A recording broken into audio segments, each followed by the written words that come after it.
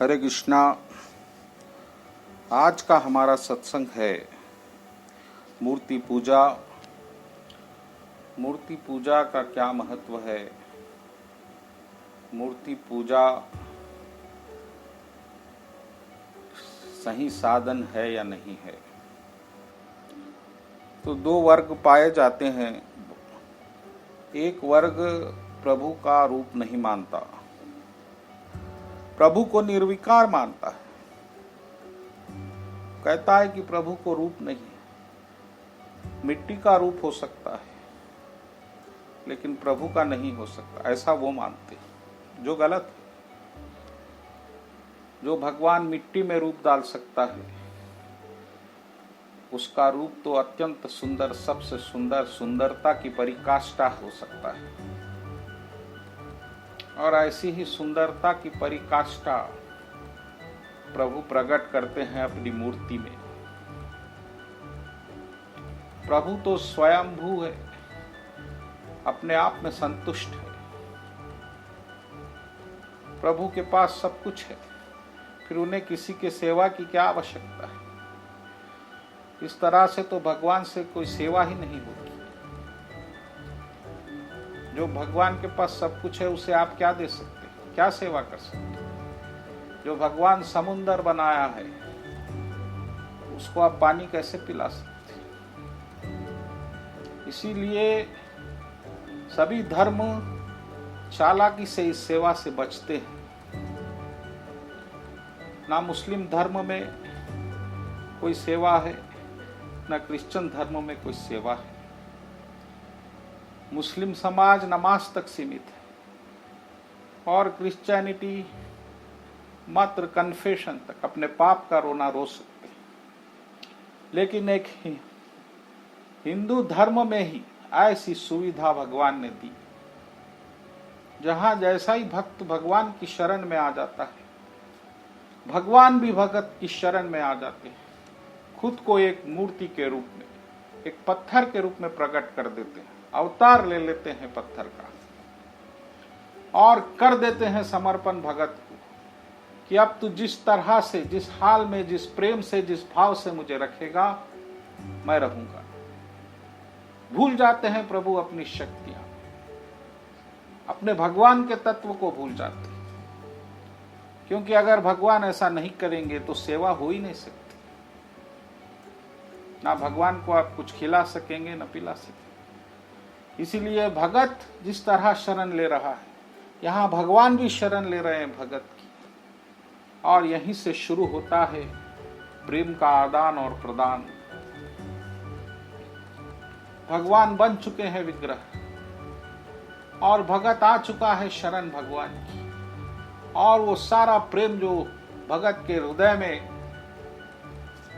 भरा हुआ है वो लुटा देता है और प्रभु को उठाता है।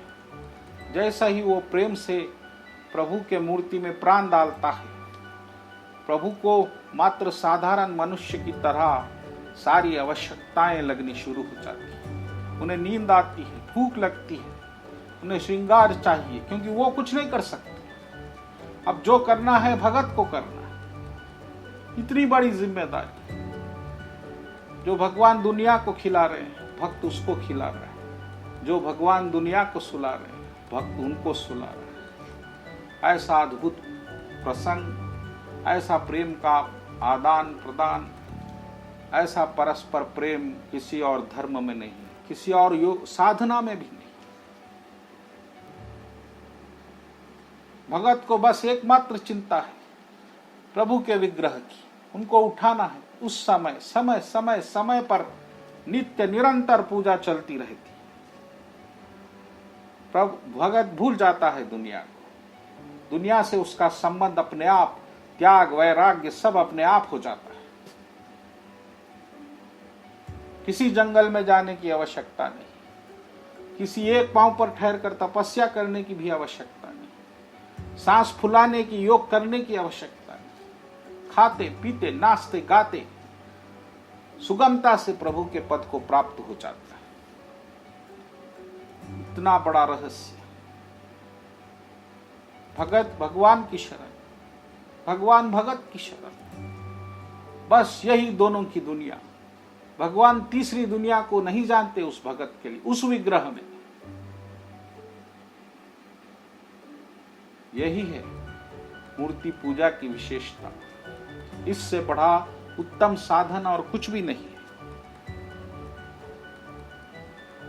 इतिहास है भगवान का। भगवान ने, भक्तों ने अपने प्रेम से प्रभु को उस पत्थर की मूर्ति में प्रकट किया। वृंदावन में नमक वाले भगवान के मंदिर से प्रसिद्ध, वहां का जो भक्त उनकी सेवा करता था, वह इतना व्यस्त था प्रभु के कार्य में, उसे मात्र प्रसाद बनाने का समय नहीं। मात्र चावल का प्रसाद चढ़ा देता प्रभु को।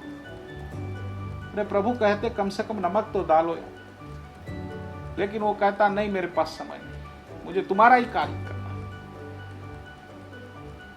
और फिर प्रभु ने निश्चय किया कि अब नमक का प्रबंध भी मैं ही कर लूंगा। और पास में नदी बहती थी, नाव जा रही थी नमक लेकर। प्रभु ने नाव को रोक दिया।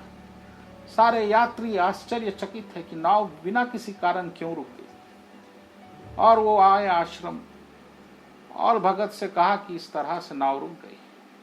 और भगत समझ गया ये प्रभु का कार्य है। उसने कहा एक नमक रख दीजिए थैला, आपकी नाव चलने लगेगी। और फिर जैसे उन्होंने नमक का वहां पर एक थैला रखा, नाव चलना शुरू हुई। इसी तरह से भगवान भगत के प्रेम में डूबे हुए, भगत भगवान के प्रेम में डूबे हुए। प्रेम का निरंतर कार्य चलता है इस मूर्ति पूजा से।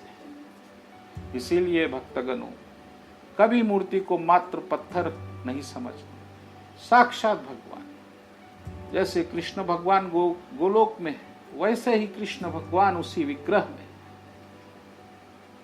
और उस विग्रह से, उसमें जब प्रेम से प्रेम को प्रतिष्ठित किया जाता, भाव को प्रतिष्ठित किया जाता, फिर भगवान उसको स्वीकार करते हैं। भगवद गीता में भी भगवान ने कहा है 9वें अध्याय के 26वें श्लोक में कि पत्रम पुष्पम फलम तोयम यो में भक्ता प्रयच्छ।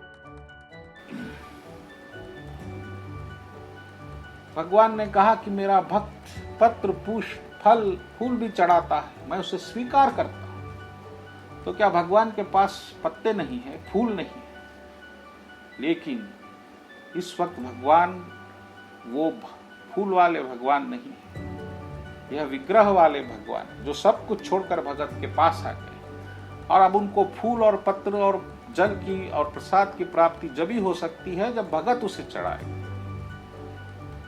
ऐसा होता है भगवान का प्रेम, और उसको निभाता है उस भगत का प्रेम। इसी तरह मूर्ति पूजा भक्ति का अति उत्तम साधन। ऐसे भगवान ने नाना प्रकार के इतिहास भारतवर्ष में बनाए। इसीलिए जो लोग मूर्ति पूजा को नहीं मानते, मेरे दृष्टि में वो अभागे है, बदकिस्मत है, क्योंकि उन्हें उस प्रेम को अनुभव करने का सौभाग्य नहीं मिला है। और वही सबसे श्रेष्ठ भाग्यवंत है, बड़भागी है, जिसने इस जीवन में उस विग्रह को अपनी सेवा दी है। सेवा सिर्फ शरीर से नहीं, अगर आप धन से दे रहे हैं, तन से दे रहे हैं, मन से दे रहे हैं, कर्म से दे रहे हैं, तो भी वह उसी प्रकार फलित है जिस प्रकार कोई अपने हाथों से भगवान को सजा रहा है। इसीलिए जो मूर्ति की पूजा करता है बड़ा भाग्यशाली है, और यही उत्तम साधन है। इसीलिए आपसे जो सेवा हो सकती है आपके विग्रह के लिए, आपके मूर्ति के लिए करिए, और देखिए बिना किसी कठिनाई के आप भगवान कृष्ण को पा लेंगे, मात्र विग्रह की पूजा करते करते। बोलो कृष्ण कन्हैया लाल जी की जय।